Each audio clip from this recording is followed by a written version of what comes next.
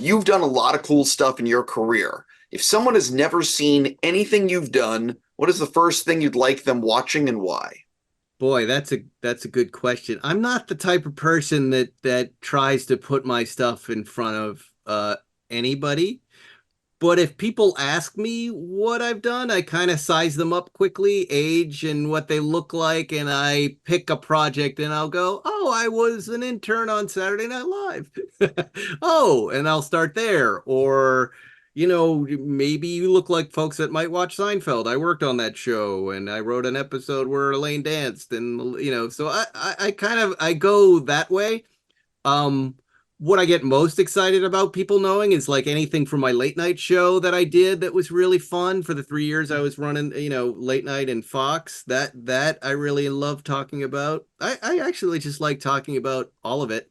It's I grew up on TV. I grew up with people making me laugh, and it's pretty fun that I get to do it now. And So, Jerry's been obsessed with cereal for, I guess, his entire life. yeah. If you could only eat one or two cereals for the rest of your life, what are Mm. those cereals? Frosted Flakes and Trader Joe's ripoff of Frosted Flakes.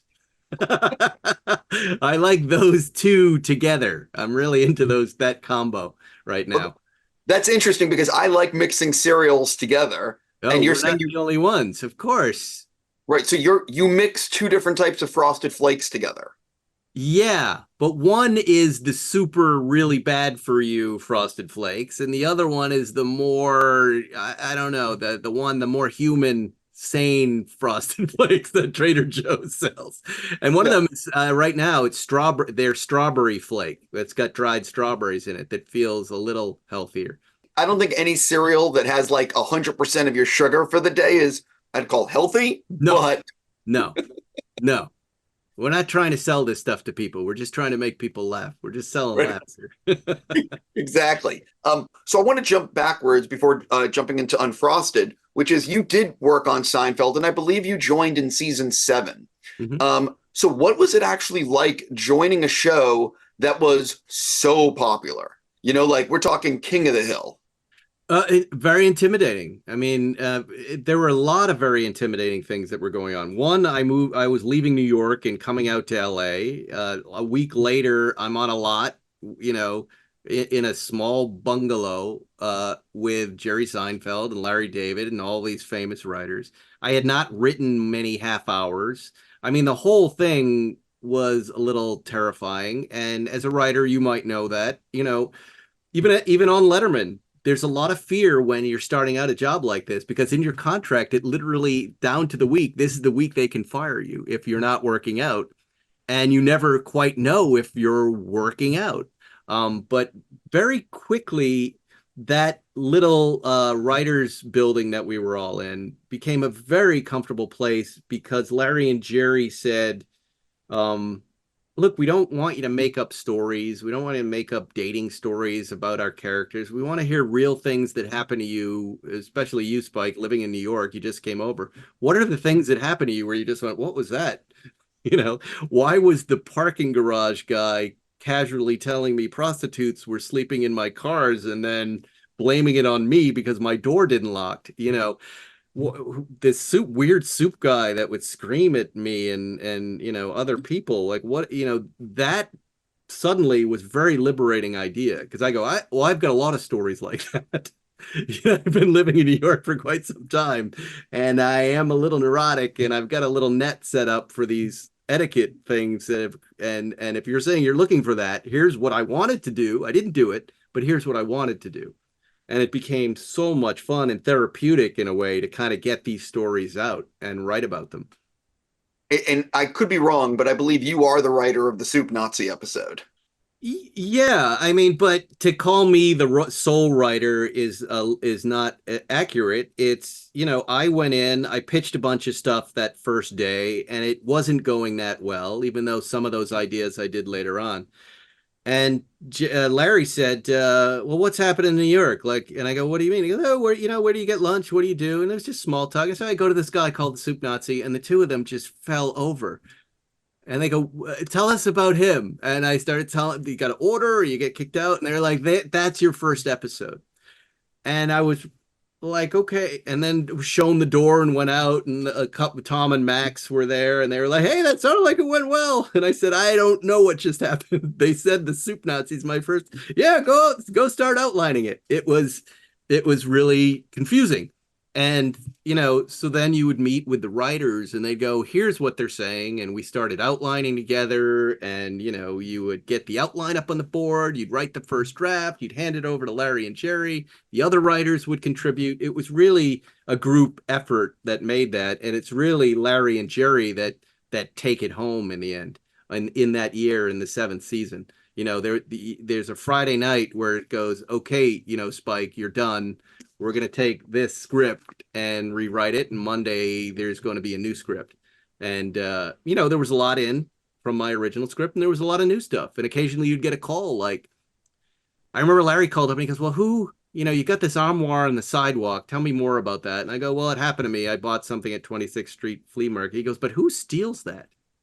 Who cares about antiques that they're going to take it? And that's where those two characters, would come from. And he goes, okay, I have everything I need, and hangs up the phone. But it was so much fun, that show. Jumping into Unfrosted, one of the things that I enjoyed about the film, well, one of the many things, is that it's not like it's silly and goofy at times, and it's just trying to make you laugh, and it's not trying to follow like the conventional structure of it needs to be serious all the time. Can you sort of talk about that tone and finding it, because it's a tricky tone? I keep hearing that, and it's really interesting, but it's really Jerry's tone. He's set out and he said, I want to make a comedy the way we used to make comedy, with the way we used to write Seinfeld episodes. And if you look closely and you kind of imagine this idea, like, if you had a Seinfeld episode and you blew it out to 90 minutes and you had a much bigger budget, this is what that would have looked like. And, none of us were interested in an origin story, but it was really Jerry the whole time. I mean, the tone you're talking about is Seinfeld. And Jerry Seinfeld as a director and a writer and an actor. That's the tone. He dictated it from the very start, based on what we all thought was funniest. That was always the guiding principle, and it was exactly what was happening on Seinfeld back in the day. That it would come up in the writers' room all the time. We'd be working a story, and it would just keep coming back. Well, what's the funniest thing we could do? Oh, that? Let's just do that. Well, that doesn't make sense. Let's do it anyways. Well, why? Because we're trying to make people laugh, and we all find this funny, and maybe somebody else will find it funny. It's a simple idea, but you look around if you've developed as much as I have, it's really hard to stay on that path. But Jerry and Netflix, let us do it. One of the things is that there's a lot of homages or nods to other things. I especially loved the Mad Men thing. Oh yeah, yeah. I mean, fantastic. So talk a little bit about like the nods you guys were, thinking about when you were writing it, and what was it like actually finding out like you could do the Mad Men bit? Well, that was, while we were writing, it was during the pandemic. So not unlike what we're doing right now, except 4 or 5 squares. We would write, the script would be up on the screen, and we would take food breaks. And we would watch clips from Mad Men on YouTube. It to us has always played as a comedy, and Jerry had just rewatched the entire season again because of the pandemic, which may have led him to making this movie, by the way. And he said he goes, I don't know why these guys take advertising so seriously. They're yelling at their clients. So we'd watch these scenes and just laugh at John Hamm and John Slattery and Matthew Weiner's writing. It's just brilliant stuff. And at one point, Jerry said, if they've got to name this product, it is 63. The Mad Men would have been technically in business. maybe they should come and pitch their ideas. And I said, sure. That actually, in our crazy logic, actually works. It makes sense. If it's 63 and the Mad Men, why wouldn't Kellogg's call New York and get the best ad men they could find? And that was the origin of the scene. Yeah, by the way, that's the thing. It totally does work when In the film when I was watching it and they talked about getting the bet, I was like, oh my God, are they about to do this? And then John and John. And I think that's a little bit, of Jerry getting to do something, touch something he wasn't a part of, Mad Men. Like I think, him in that scene and working with these actors and lighting it, and some of the furniture in that scene is from the series of Mad Men. He was able to have like a fantasy camp scene experience with those guys. And it was super fun to watch. Super fun to watch while we were shooting it. Well, one of the other things is that because it's Jerry, and I mean, it's like a murderer's row cast. Like every side character is someone you'd recognize. So, what was it like actually when, putting together this cast? Because I'm sure it's Jerry just calling people and being like, do you want to be in my movie? Yes, great. Well, it was like that. He had a very high batting average. Like, occasionally we'd get a no or I'm not available, and he'd feel a little down about it. And I go, you're hitting 98% in casting. I go, when I'm casting, I'm at about 12%. 98% of people are saying or leaving jobs to come help and work with you. But really, we had this like little room with pictures and parts up there, and we had nobody in the beginning other than Jim Gaffigan, who we always kind of knew would play this part. And it started with Hugh Grant.